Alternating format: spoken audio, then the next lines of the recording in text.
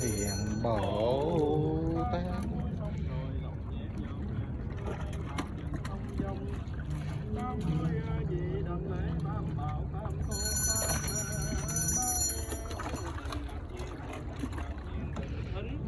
Vào giờ này các cần cầu quý tam bảo ba ngôi bao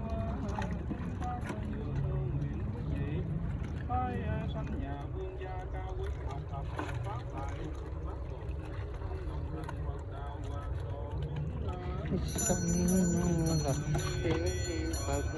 ngũ tịnh quý y pháp ma ngũ tịnh quý y tăng quý y Phật nguyện